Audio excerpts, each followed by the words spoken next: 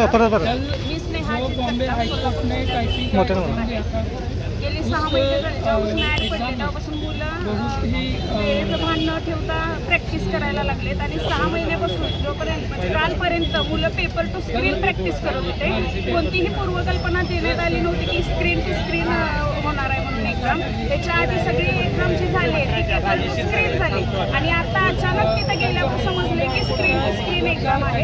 त्यामुळे भरपूर मुलांचं यात नुकसान झालंय. दुसरी गोष्ट की जे तुम्ही ॲडमध्ये सांगितलेलं की 40चं स्पीड पाहिजे, तुम्ही जर पॅसेज बघितले तर ते 60 स्पीडचे पॅसेज होते. जेवढी आकडेवारी होती, जेवढे पॅसेज लेंदी होता त्यात आकडेवारी मुलांना स्पीड धरता आले, मुलांना ना रिदम धरता आला. त्यामुळे स्पीड सुद्धा कोणाचं लागलेलं नाही. फर्स्ट बॅचचा जो पॅसेज होता तो पॅसेज जरा सगळ्यांनी बघावा.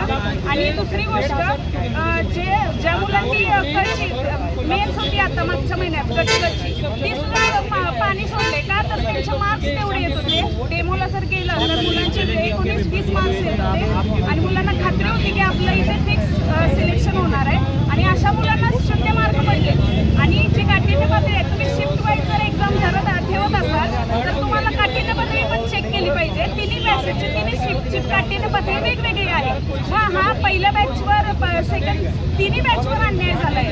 त्यामुळे ह्याचा नीट विचार केला जावा आणि री एक्झाम घ्यावी इतकेच. आणि टेक्निकल इश्यू तर सगळीकडेच झालेले आहेत आणि जिथे नव्हते ज्या मुलांचे टेक्निकल इश्यू नव्हते त्यांचे सुद्धा पॅसेज बसले नाहीत कारण पॅसेजची काठीण्यपत्रे तेवढी ठेवण्यात आलेली. 40चे पॅसेज तिन्ही पॅसेज 40चे नव्हते. त्यामुळे पॅसेज बघावे आणि पुन्हा री एक्झाम ठेवताना कंडक्ट करताना या सगळ्या गोष्टींचा विचार केला जावा एवढी सांगते माझं. वारंवार अशा घटना घडत आहेत. प्रशासनाच्या निदर्शनास पण आणून देत आहे. प्रशासनाकडे जाणून दुर्लक्ष करते किंवा लक्ष नाही. आता पूर्ण भारतात बघितलं तर मध्ये सुद्धा आंदोलन झालं लिंकेनचं जंतर मंतरवर नीटसाठी. प्रत्येक ठिकाणी पेपर फुटी होते. इथं पण तसंच झाले. बरेच पॅसेज लीक सुद्धा झालेले आहेत. आमच्या पण प्रत्येक वेळेस जर मुलांनी रस्त्यावर येऊन जर आपल्या मागण्या पूर्ण करायच्या तर काहीच अर्थ नाही आहे या व्यवस्थेला.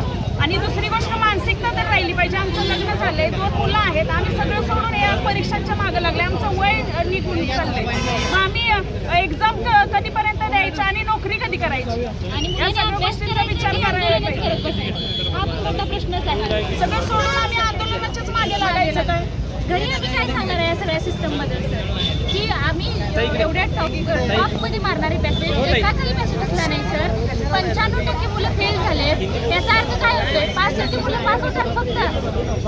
भलेही मी म्हणतो आता तिथं 200 मुलं आहेत. 200 मुलात एकही मुलगा पास नाही आहे सर. याचा अर्थ काय आहे?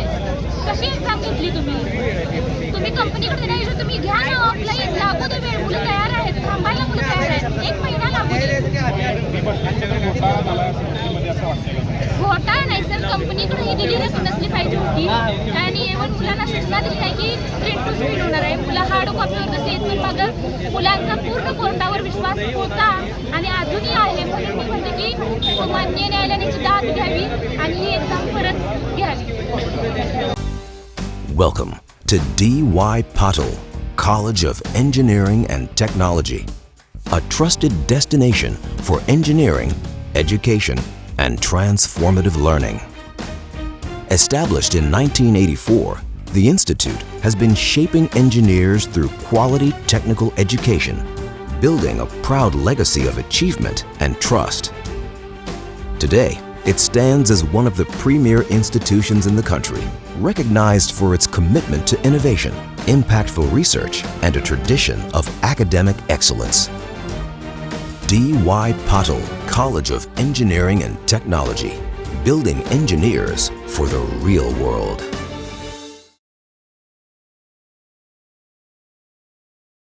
ताज्या घडामोडी पाहण्यासाठी माझा महाराष्ट्र न्यूजला आजच सबस्क्राईब करा.